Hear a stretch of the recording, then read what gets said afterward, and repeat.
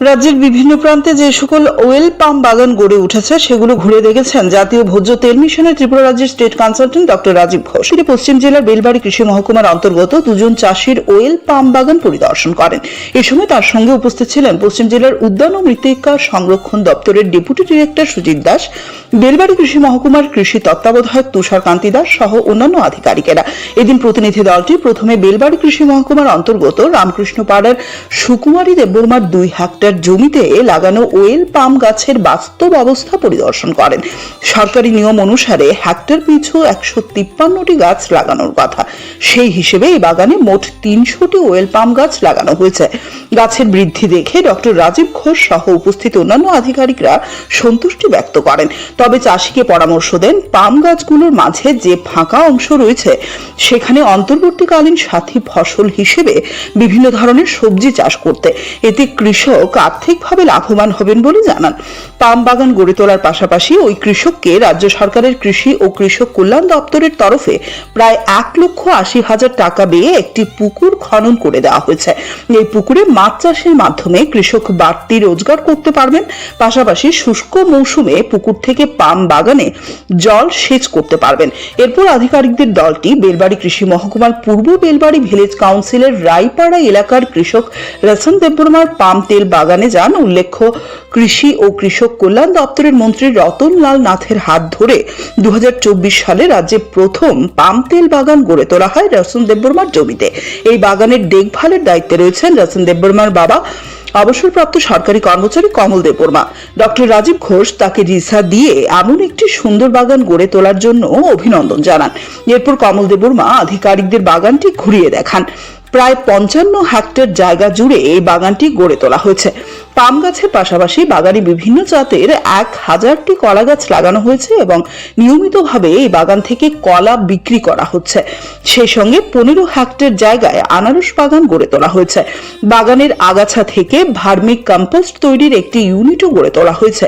হাঁসের ফার্ম করা হয়েছে, পাশাপাশি গো পালনও করা হচ্ছে। সব মিলিয়ে তাদের খামারে 22টি গরু রয়েছে বলে জানান তিনি। অ্যাগ্রি ট্যুরিজমের কথা মাথায় রেখে বাগানের ভেতরে একাধিক পাকা দালান, কটেজ ইত্যাদি তৈরি করা হচ্ছে।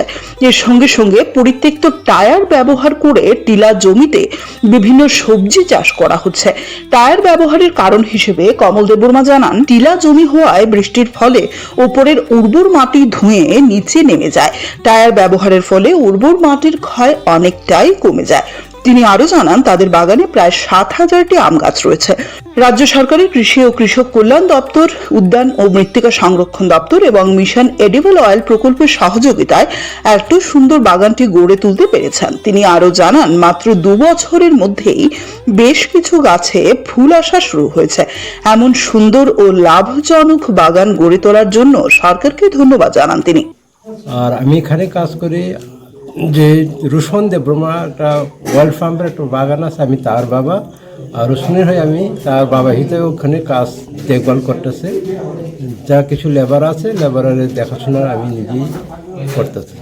তো হাঁসের খামার করছি, মুরগি খামার করছি, আর গরুর খামার করছে। আর সঙ্গে এটার সঙ্গে বাগিচা, কলা গাছ, আর আপনার পাইনাপেল যেটা আনারস, এটাও আমি লাগাইছি। প্রফিটটা পাম অয়েল তো এইমাত্র স্টার্টিং 2-2.5 বছর মাত্র। কিন্তু এখন আবার আমি এখান থেকে কিছু রেভিনিউ কালেকশন হইতেছে। কলা গাছ আমি লাগাইছি 1000টা গাছ উইদিন 1 বছরের মধ্যে। কিন্তু এখন এটার কিছু আমি ফল পাইতেছি। অনেক কিছু করছে, যখন বা জঙ্গল পরিষ্কার করা এবং পাম অয়েলের চারা এবং আপনার আনারসের চারা। এখন এটার ইরিগেশন করার জন্য একটা ড্যাম বান এর কিছু আমাদেরকে টাকা দেওয়া হয়েছিল, সেটাও আমরা করছি। এটা সব গভর্নমেন্টের থেকে দেওয়া। বাগানগুলো পরিদর্শন শেষে নিজের প্রতিক্রিয়া ব্যক্ত করতে গিয়ে জাতীয় ভোজ্য তেল মিশনের ত্রিপুরা রাজ্যের state consultant doctor Rajib Ghosh বলেন, বিশাল একটি বাগান গড়ে তুলেছেন রতন দেববর্মা ও তার বাবা। পাম বাগান থেকে ফলন আসার আগে অন্তর্বর্তী সময়ে আর্থিকভাবে লাভবান হওয়ার জন্য তারা সবজি চাষের পাশাপাশি হাঁস ও গরু পালন করছেন, সেই সঙ্গে ইকো ট্যুরিজমের জন্য উদ্যোগ গ্রহণ করেছেন। তিনি আরো বলেন, অয়েল পাম্পকে ভিত্তি করে রাজ্যের নতুন করে আর্থিক উন্নতির এক দিগন্ত উন্মোচিত হচ্ছে। পাশাপাশি তিনি জানান, পরিত্যক্ত জমিকে ব্যবহার করে পাম বাগান গড়ে তোলা হচ্ছে। রতন দেববর্মা ও তার বাবা রাজ্যে পাম তেল চাষের ক্ষেত্রে অন্যান্য কৃষকদের সামনে আইকন হয়ে থাকবেন বলে অভিমত ব্যক্ত করেন। এটা হচ্ছে পূর্ব বেলবাড়ি ভিডিসি, যাতে অয়েল পাম্প প্ল্যান্টেশনের এখানে যেখানে 55 হেক্টরে রোশন দেববর্মা, বাবার নাম কমল দেববর্মা, যে এখানে করেছে, এটা দেখার মতো একটা অয়েল পাম্প প্ল্যান্টেশন। এবং এটা বাণিজ্যিক ভিত্তিতে 55 হেক্টরে অয়েল পাম্প চাষ করেছে। প্রায় 7,000 উপরে চারা এখানে রোপণ হচ্ছে, আরও হবে। তার পাশাপাশি অন্তর্বর্তী ফসল হিসেবে কলা রয়েছেন, কলা আছে। তারপরে এখানে ডাকারি হাঁস পালন হচ্ছে। তো মোট কথা হচ্ছে, এই যে 4-5 বছরে যে ফলন যেটা আসবে রোশন দেববর্মার, তার এই মাঝখানে যে একটা অন্তর্বর্তী ফসল বা যেটা পশুপালন হিসেবে যে ফলনটা যেটা আসবে রিটার্ন, তার জন্য এটা উনি সব ধরনের ব্যবস্থা এখানে করেছেন। এখানে অয়েল পাম্প ইকো ট্যুরিজম একটা প্রজেক্ট উনি করছেন। অয়েল পাম্পকে ভিত্তি করে ত্রিপুরা রাজ্যে একটা নতুন আশার একটা আলো আমরা দেখতে পাচ্ছি। এখানে উনি মাল্টি স্টোরেজ বিল্ডিং করে এবং এখানে বিভিন্ন ধরনের ফুড হাব বা এখানে একটা যে যারা ভ্রমণ করতে আসবে এখানে থাকার ব্যবস্থা করছে। তো অয়েল পাম্প ত্রিপুরা রাজ্যের একটা পরিবেশ বান্ধব একটা ফসল।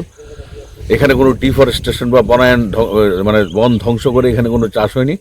যেখানে কিছুই ছিল না, মরুভূমির মতো, সেখানে অয়েল পাম্প চাষ করে ত্রিপুরার একটা সমান্তরাল অর্থনীতির একটা দিক একটা নির্ণয় করতে পেরেছে রোশন দেববর্মা। আগামী দিনে রোশন দেববর্মা পিতা কমল দেববর্মা ইস্ট বেলবাড়ি একটা এক্সাম্পল, একটা উদাহরণ হবে রাজ্যের কাছে।